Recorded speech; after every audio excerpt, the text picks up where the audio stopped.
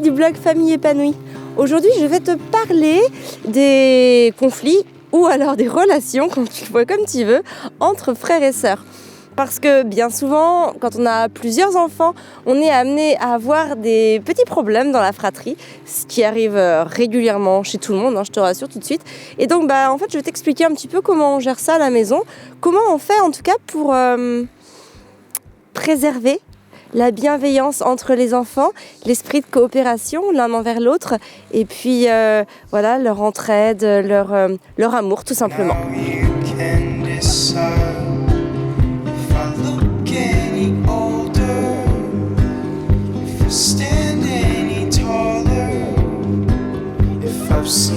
Alors ici c'est dur, on a la Piverdière, il y a un pont en rond, parce qu'il doit y avoir des animaux ici, et comme ça leurs sabots peuvent glisser dans les trous pour pas qu'ils aillent du côté de la route, parce que sinon ils peuvent se faire écraser par une voiture parce qu'ils savent pas le danser. Alors comme je le disais tout à l'heure, si tu as un, voire plusieurs enfants, enfin surtout plusieurs enfants, tu es souvent amené à entendre tes enfants peut-être se chamailler un peu. Et j'ai envie de dire c'est bien normal parce que l'enfant est un être égocentrique. Égocentrique, ça veut tout simplement dire qu'il pense à lui-même pour gérer sa vie, pour régenter sa vie, avant de voir quel peut être l'impact aussi sur les autres. Donc il va vraiment se préserver lui, penser à lui, parce qu'il n'a pas de ressources pour faire autrement, il n'a pas les facultés d'anticiper ou de penser au partage, en tout cas avant un certain âge. Alors bien sûr, il y a différents styles de chamaillerie et de fratrie. Il y a ce que je vais appeler la petite chamaillerie de fratrie, celle qui arrive plusieurs fois par jour parce que pour telle ou telle raison ils ne sont pas d'accord, ils veulent la même chose ou quoi que ce soit, et donc du coup ça va créer des tensions entre eux et donc on va assister à des petits conflits de fratrie. Et puis il y a évidemment les problèmes plus graves qui apparaissent souvent pas dans la plus tendre enfance mais qui tendent à apparaître quand les enfants deviennent adolescents, voire même des jeunes adultes, et ça peut durer très longtemps. Pour moi, selon moi en tout cas, ceux-là c'est les deuxièmes problèmes que j'ai évoqués, donc les plus graves, tiennent en fait tout simplement du fait que les petites chamailleries de l'enfance n'ont peut-être pas été gérées par les parents avec la bonne méthode, en tout cas avec l'intérêt que cela aurait dû avoir. Parce que, en tout cas chez nous, on gère tous les petits conflits de fratrie. Les enfants, nos enfants, sont vierges de toute relation sociale et ils ont besoin d'avoir les codes pour pouvoir s'entendre, pour pouvoir vivre ensemble et pour pouvoir faire en sorte que tout se passe bien. Si on ne leur montre pas les codes, si on ne leur donne pas les codes, ils ne peuvent pas les apprendre. L'enfant est un esprit absorbant et à partir de ça, il va tout apprendre, tout absorber. Et donc, c'est bien normal de pouvoir lui montrer. Évidemment, par exemple, quand Constance est née, ni Arthur ni Gaspard n'avaient les bons codes pour s'occuper d'un nourrisson, puisqu'ils n'en avaient jamais vu, enfin en tout cas, voilà, pas sur des longues durées comme on pouvait avoir Constance à la maison, bien évidemment. Et donc il a fallu qu'on leur montre les gestes à avoir, la douceur, la bienveillance, les mots et puis aussi l'intonation, et puis la hauteur de voix, ne pas parler trop fort en présence du nourrisson pour ne pas non plus le gêner. Et donc tout ça, en fait, ça s'apprend et c'est un travail sans relâche. J'ai presque envie de dire que ça a été le travail, enfin c'est même encore l'un de mes plus gros travails en tant que maman, c'est de gérer le bien-être de la fratrie. Parce qu'évidemment, il y a des chamailleries tous les jours, plusieurs fois par jour. Mais du coup, je fais attention à ce que chaque chamaillerie se finisse bien. Alors parfois, je les aide en les aiguillant.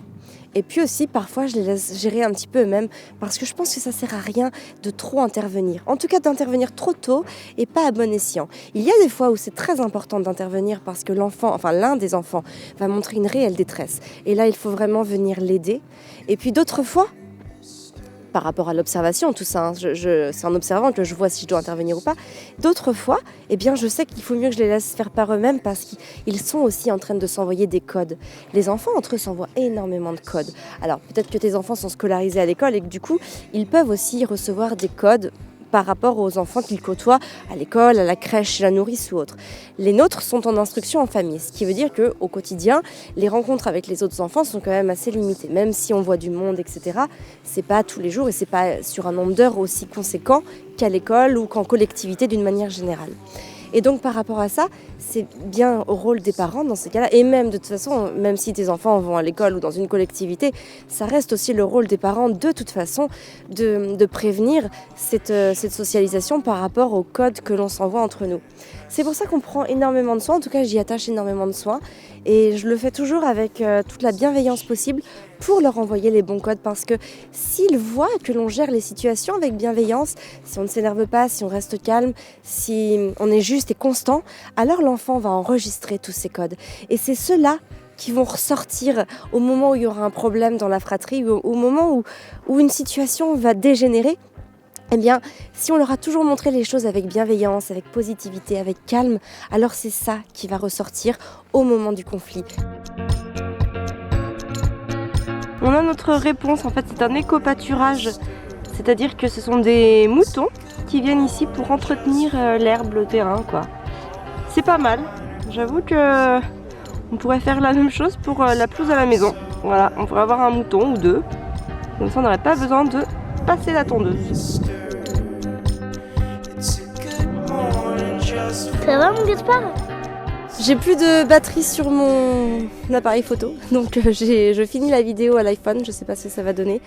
En tout cas, voilà, ce que je veux te dire, c'est que quand il y a un problème comme ça dans la fratrie, quand tu sens que la situation est lourde et chargée, reste calme, c'est mon plus grand conseil, et essaye de gérer le conflit de la manière la plus bienveillante et la plus posée possible, parce que c'est ça qui va servir le plus à tes enfants, c'est ça qu'ils vont avoir besoin, et c'est ça qui va s'imprimer dans leur tête et qui vont pouvoir retransmettre après au fil du temps.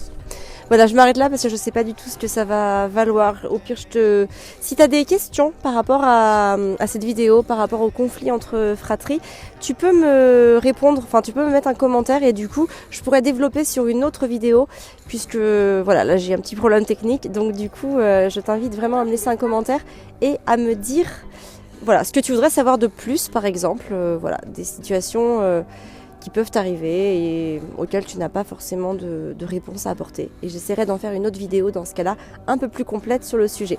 Sur ce, tu peux quand même aimer la vidéo, hein, parce que voilà, c'est toujours bon de liker quand on aime. Tu peux partager la vidéo, elle peut servir à tous les parents qui ont plusieurs enfants et qui chaque jour ont des petits problèmes de chamaillerie entre frères et sœurs, entre frères ou entre sœurs, enfin bref, entre fratries. Donc voilà, et puis bien sûr, tu peux t'abonner à la chaîne et comme ça tu reçois toutes mes notifications pour mes prochaines vidéos. Sur ce, je te souhaite une très belle journée. Prends soin de toi et de tes enfants.